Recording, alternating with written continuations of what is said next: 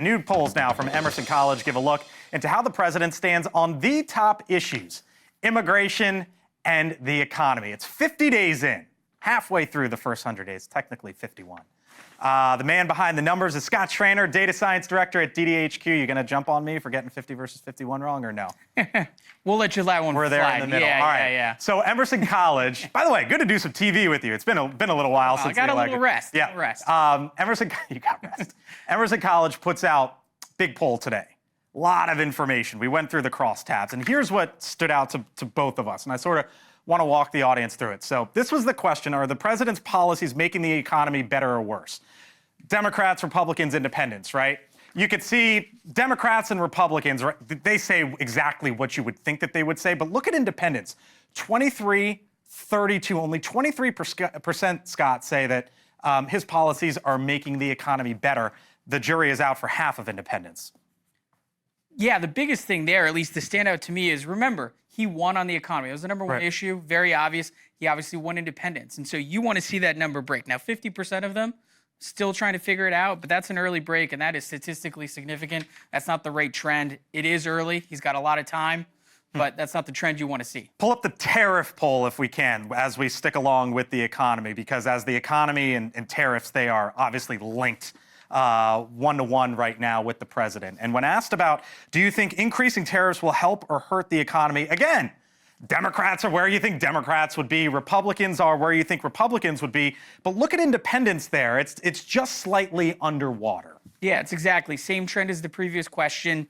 This is a group that Donald Trump won last cycle. It's this group that, you know, his Republican Party is going to need to win this upcoming midterm. That's not the trend you want to see. But again, 40% of them still trying to figure out what's going on. Still trying to figure it out. All right, so now we go over to immigration, right? Because the two issues were the economy and immigration. This is where the president, the numbers look much better for him, right? Yeah. So how do you basically view his handling of immigration policy?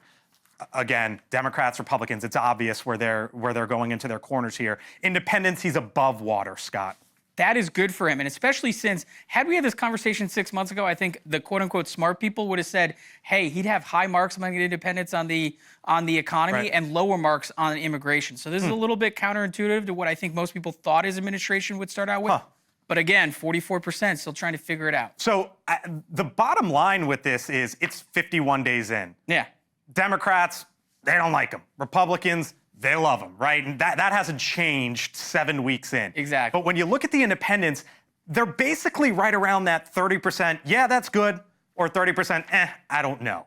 Exactly. What we're seeing here, this is basically a couple outs into the first inning. Okay, that's right. We haven't even finished the first inning, but this is an indicator of what to watch for if you're the Trump administration. So I asked the man behind the numbers, I say, Trantor, what's the one thing that Scott Trantor is looking at with all of this? And this is what you gave me, Scott, which is on March 11th, 2017, 8 years ago. Trump was right around 45%. Today, he's at 48%. So if you just zoom out for a little bit, he's in a better spot today than he was at the start of the first term. Yeah, this is empirical hard data. If you compare the first term to the second term, based on job approval, he is measurably better than he was the first term. So again, trending early on, at least among those independents, not good. But this second term's off to a much better start than his first term was. He is the man behind the numbers. You missed the election or no? Getting ready for the next one. Scott Trantor, data science director at DDHQ. Thanks, buddy. Appreciate it.